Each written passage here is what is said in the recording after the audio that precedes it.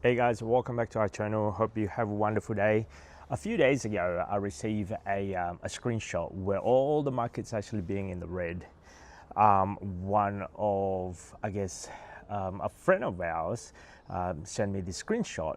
I will leave the screenshot here somewhere, and asking me, "Hey, how do you feel when you have all of this? The top performing, the top stock market in the world is in the red, equivalent to, like, let's say the S&P 500. Majority of them is in the red." And I'm like, that's cool. That's fine with me. I'm actually gonna buy more. In fact, it's actually a good thing when it's actually going, when it's in the red. It means I'm buying them at a discount. And try and get that concept in their mind alone, it's already, I think some people can't fathom, don't understand the whole entire concept. When it's in the red, it's a good thing, it's in a discount. When it's in the green, not a lot of people actually talk about it, which is kind of interesting because that's what the social media kind of show you, or the news or any media outlet. They like drama. They don't really see that the fact that at the moment, let's say the index fund is actually going at the highest record. I looked at my account alone. Now today's being Thursday, it hasn't actually completed the whole entire week yet, and I can see that the trajectory of this in January, I think we're going to be gaining roughly an extra $10,000 for the month of January 2025. So even though it's a short month, and I'm like, that's fine when if the the whole entire market is in the red.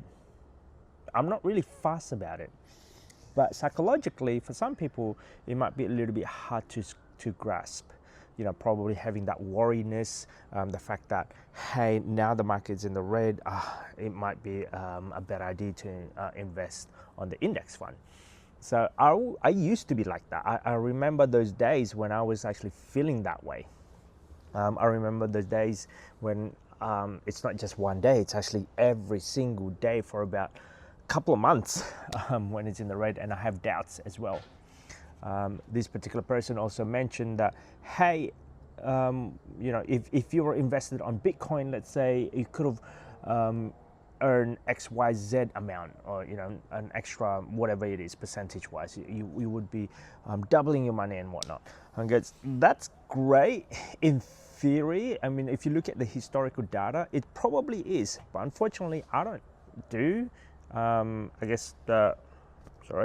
don't do Bitcoin. I'm only doing the boring ETFs, the boring index fund that I'm actually choosing as a vehicle. Sorry about this, guys. There's a bug around me. Here I am looking around.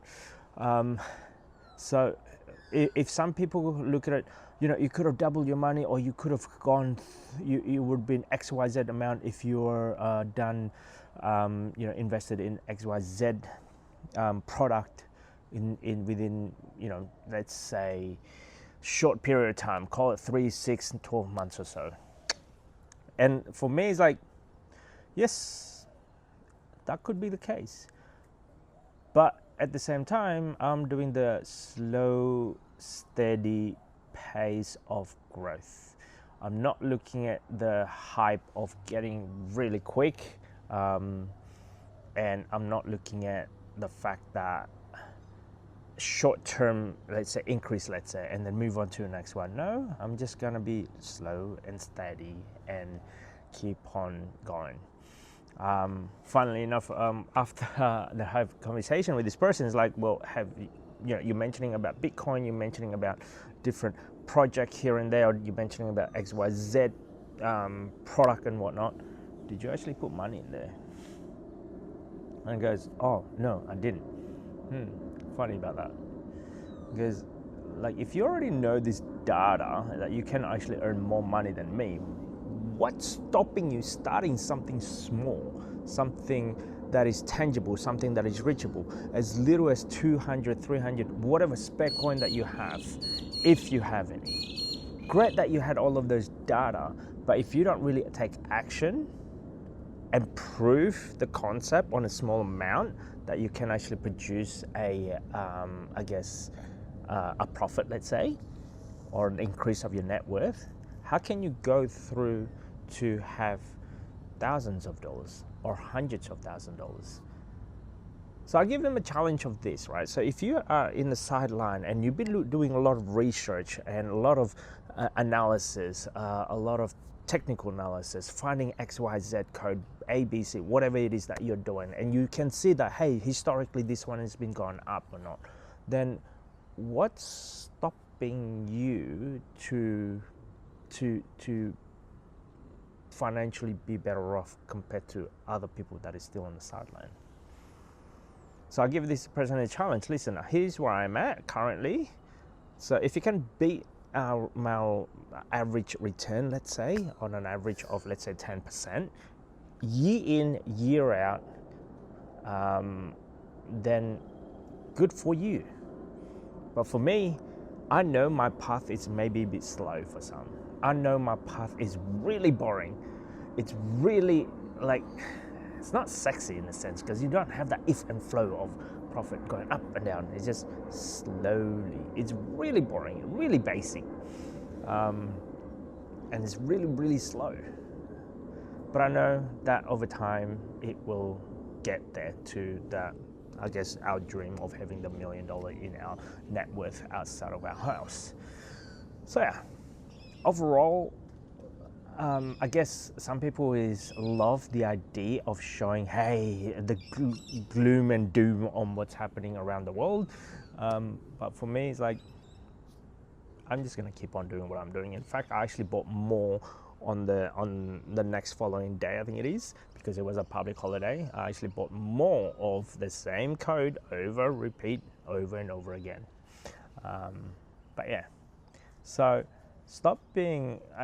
And I give this person a challenge. Look, if you can gain 20%, if you can gain 10% average year in, year out, what's stopping you gone beyond what my net worth is? What's stopping you not getting better compared to me? What's stopping you to get off the rat race type of hamster wheel of environment and actually go beyond, do whatever that you're dreaming of? But yeah, so we'll see. Like, they accepted the challenge of, okay, you know what, I'm gonna make a challenge of, if you can do a better return compared to me, let's see it. And if it does work out percentage wise that you're gaining more, let's say 10, 12, 15% per year, that's good for you. I'm not getting out of this. I'm not getting anything out of it. I mean, good for you that you can prove yourself the concept, and now you just have to repeat the same thing and add more zeros at the end of it. So yeah, that might be the hardest bit. The fact that you're trying to be consistent year in, year out, day in, day out, every paycheck to paycheck, to put a certain portion of it towards your investment account. Make sure that it's actually growing over the long term. So for me, I'm trying to create it as long as I can, as much as I can do it, accumulating it as much as I can in a I guess, consistently over throughout my journey when it comes to reaching financial independence, retire early. So that's just my 2 cents, guys. So if you like this type of this type of video, don't forget to subscribe, comment, and I will see you on the next video.